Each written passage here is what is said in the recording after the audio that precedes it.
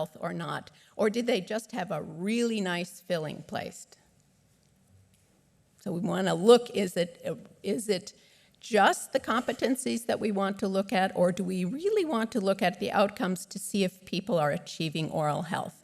So the majority of education focuses on all those necessary steps to learn all of the techniques, but behavior change is typically not taught in today's dental schools. From meeting with people here, I've seen many more international schools beginning to incorporate it, but it's now something new in dental schools.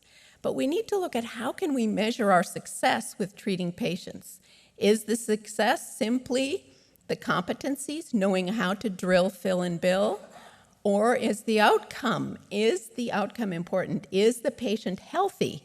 How healthy do you want your patient to be when you finish?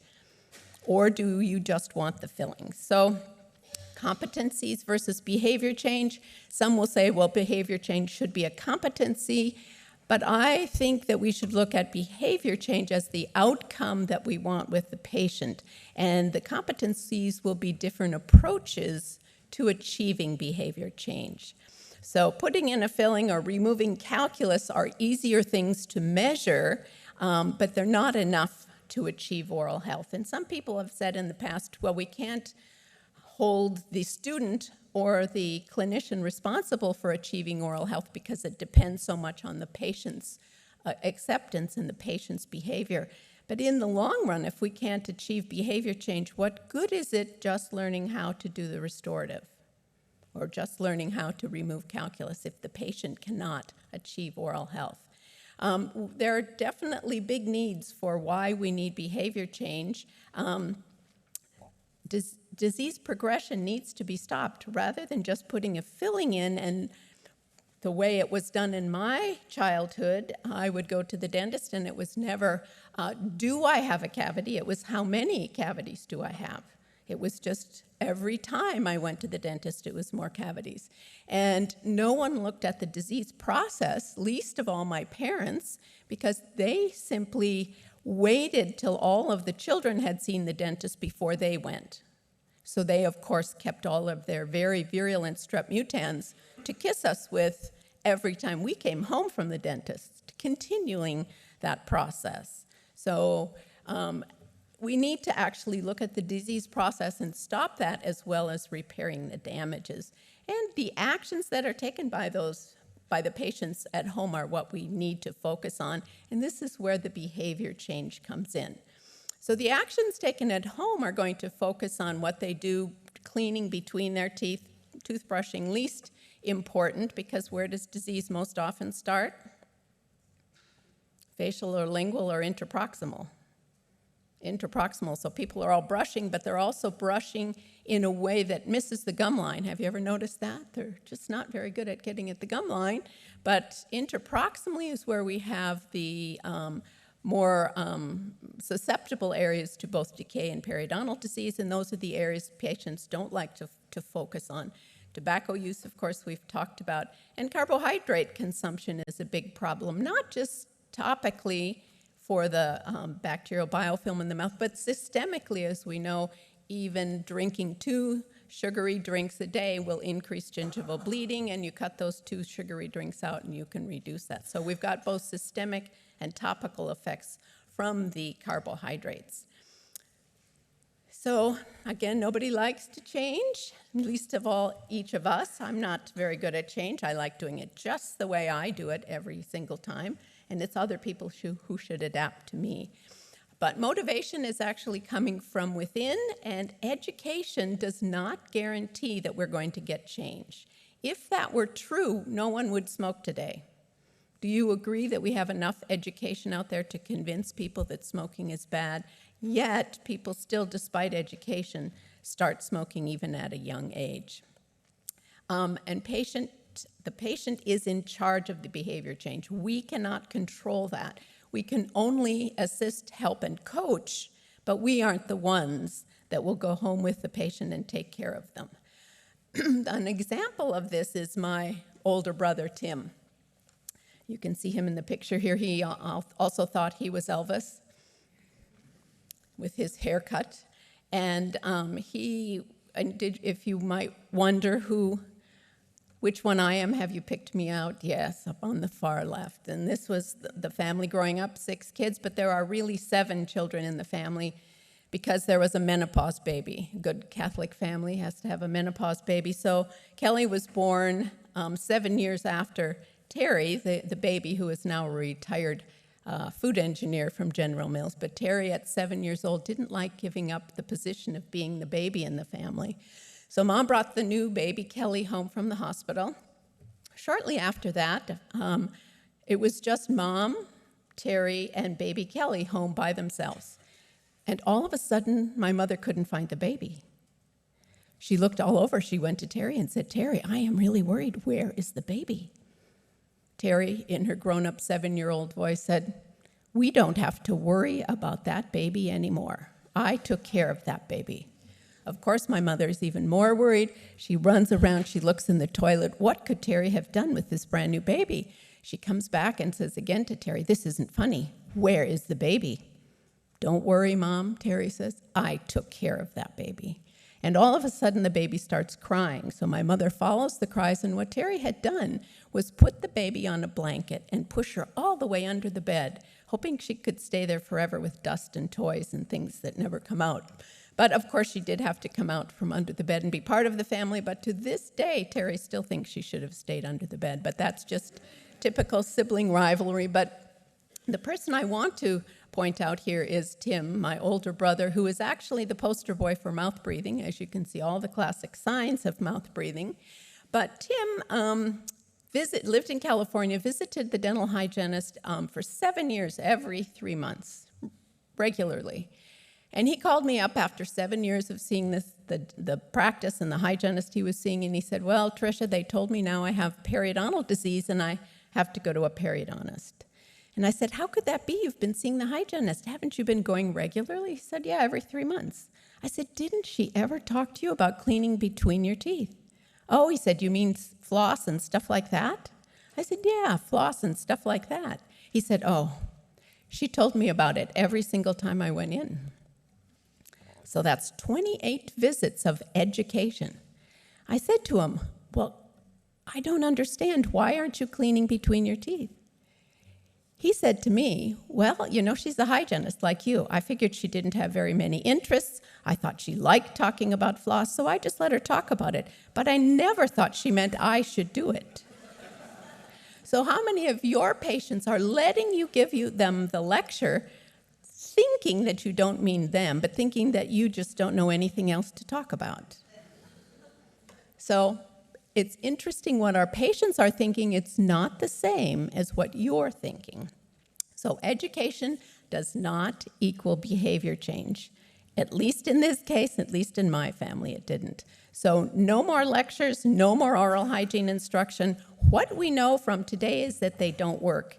If the education we've been giving to patients really worked, we wouldn't have dental disease, would we? How many dental practices don't have any dental disease?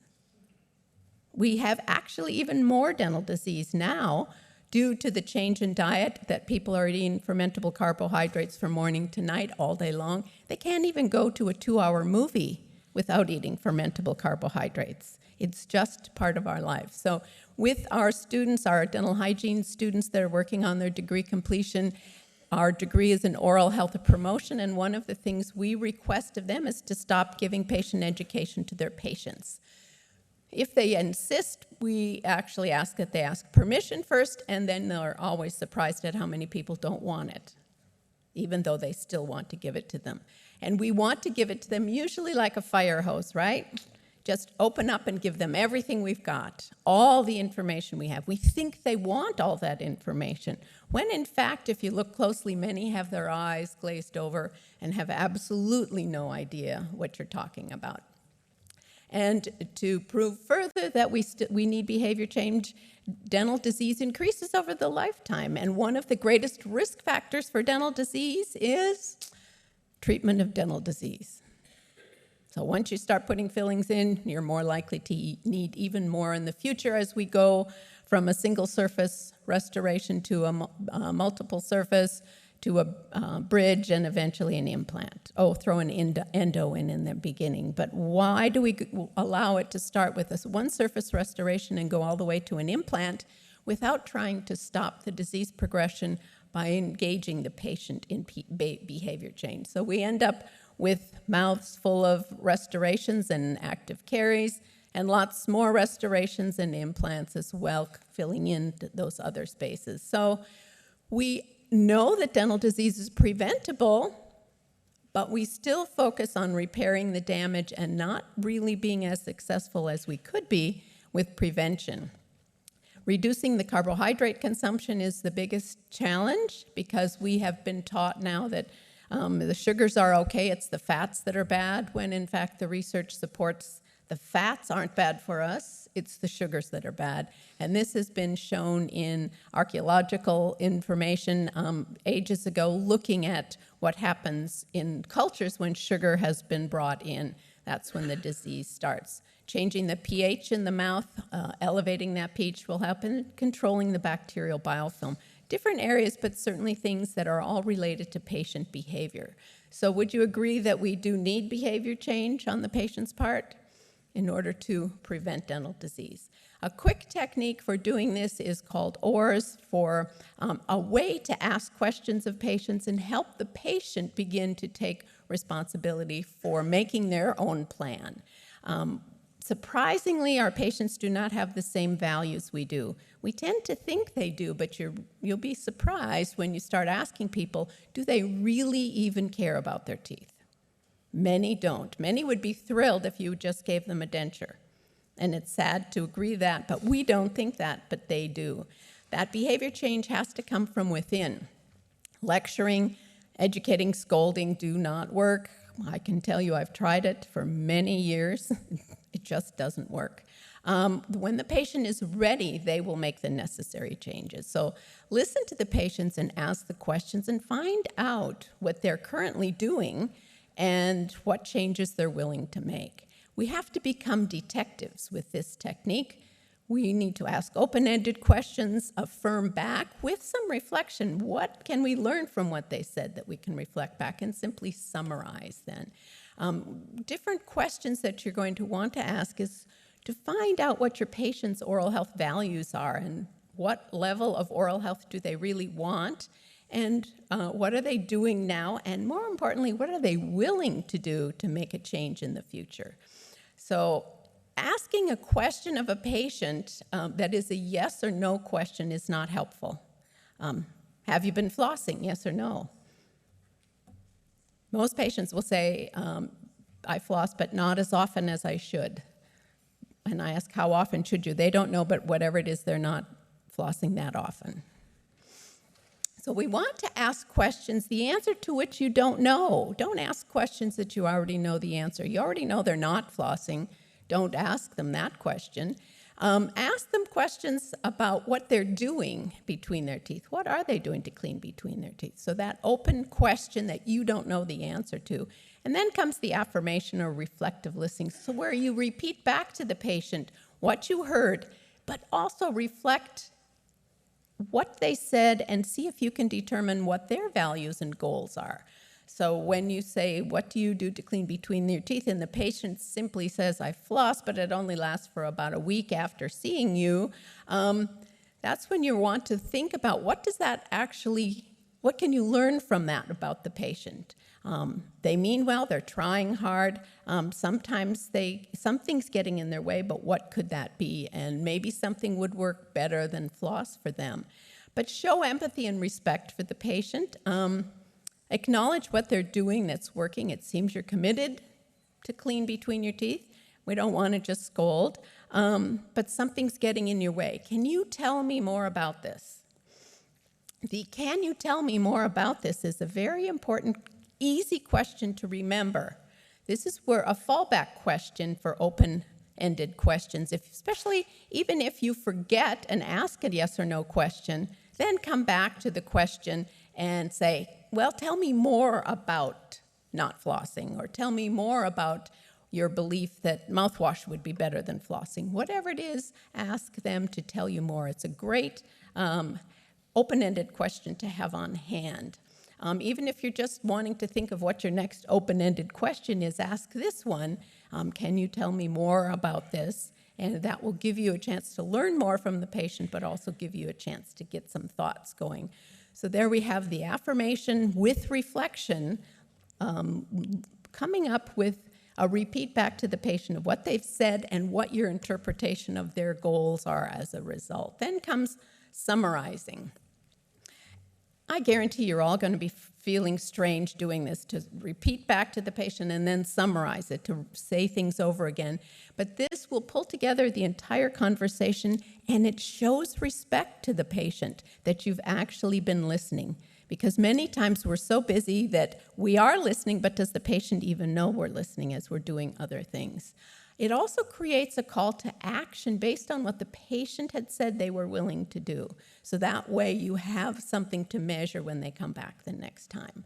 So the expert in the room is not us, even though we feel that we are the expert and have more information, but we already know that just giving information doesn't result in behavior change.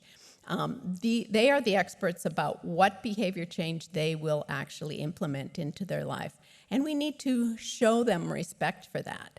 So let's try this now. Silently sort of pick out someone next to you and decide who's going to be the first one to ask a question. I want you to have the experience of asking a question you don't know the answer to, and reflect as the person is giving you their answer. What does that tell you about the person? So we'll take just a minute to do this. Have you picked a partner next to you? Maybe sometimes in front. And I want you to pick who's going to start and ask the question, what do you hope to get out of this little 45-minute session today? And then reflect back what that answer is and what you learned from the person. So give it a try. Only it'll take a minute.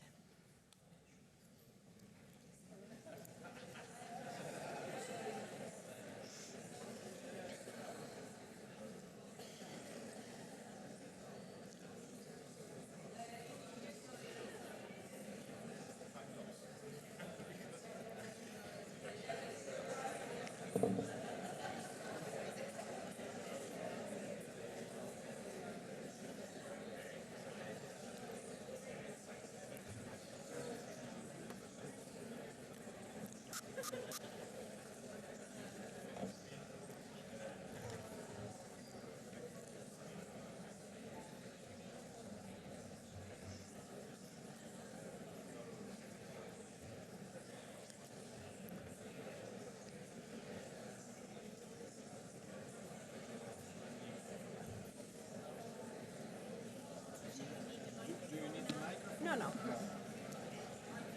Thank you. There are no questions. There is just one question just now, that is empowerment of patients could be part of our program. Oh, okay. That's good. That's a statement. Yeah, that's not. Just to inform you. Oh, thank you. Okay, raise your hand when you've each had a chance to ask the question and answer it.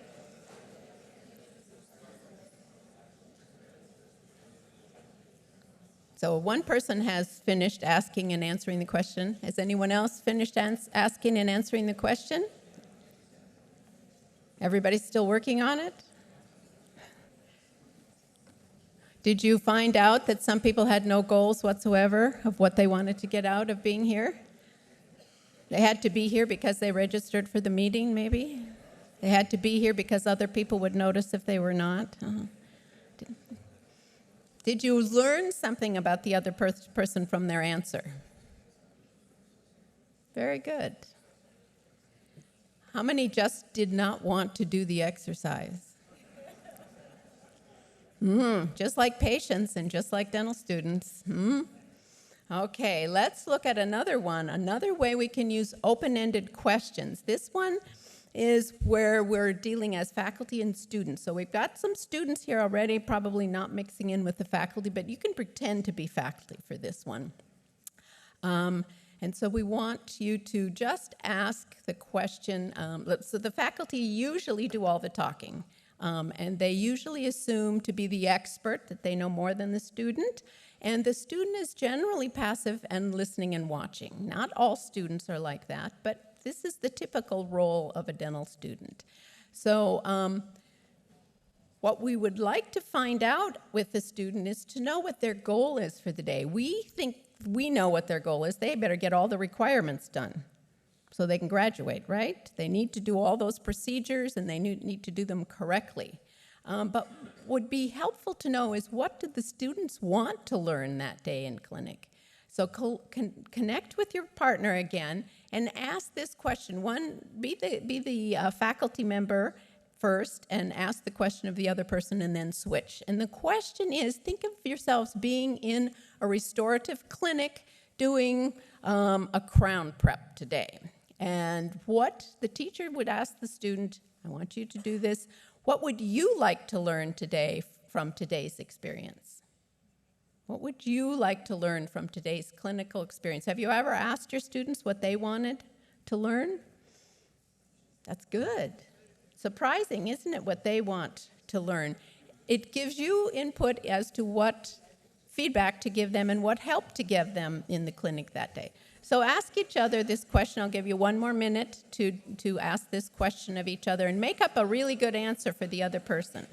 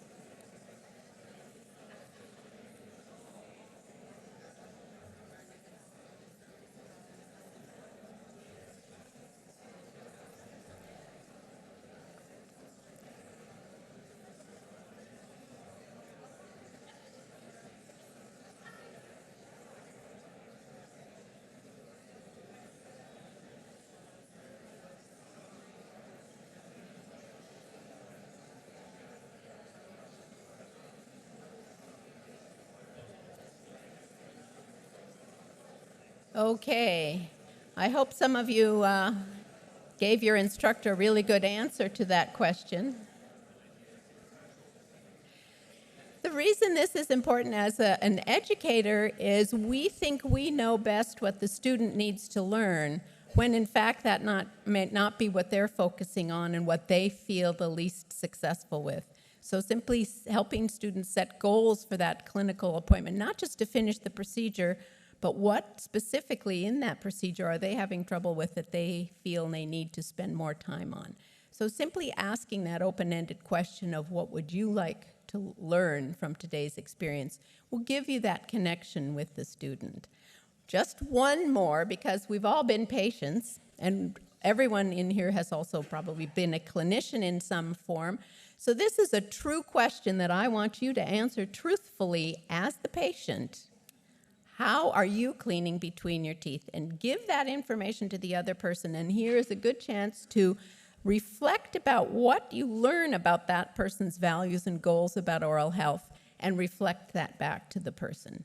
So go ahead, each take a turn being the patient and one being the clinician, asking, how are you cleaning between your teeth?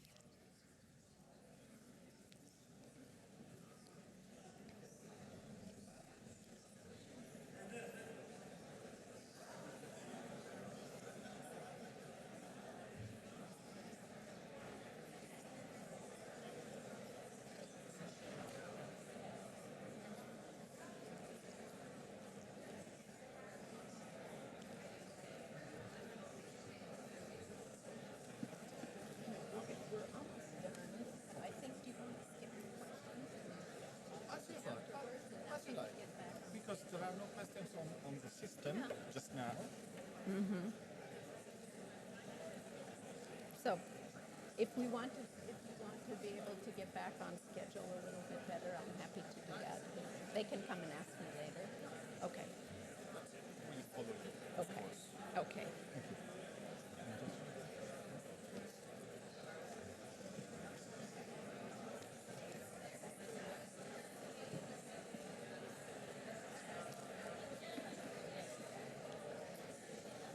Okay, now I'm very curious. How many of your patients answered that they floss every day?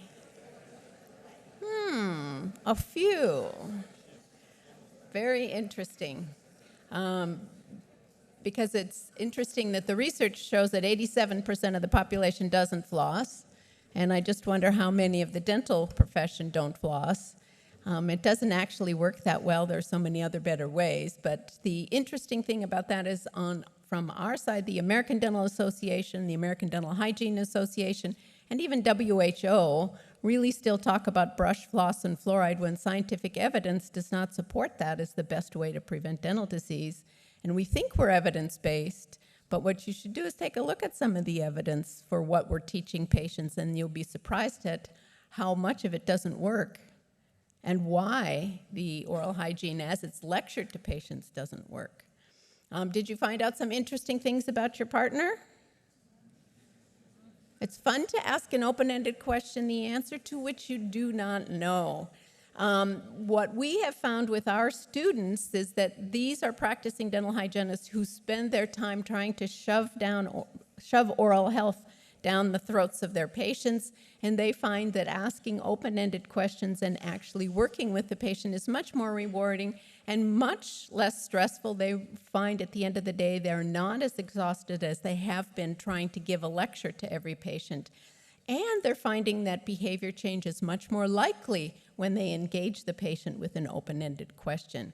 So 2 additional steps I'll add to this. One is something we should remember to do, and that is to actually thank patients for coming in. They're the livelihood of the practice. They took time out of their day, and they're actually paying for the treatment. So it's nice to recognize that and acknowledge that they have done that and just say thank you for taking time out of your day to be here with us. It's recognizing that they have made that effort. Everyone wants to be recognized, and that's a simple way to recognize patients. The other is to ask permission before doing or saying anything with a patient. Even if you feel compelled to educate patients still, simply ask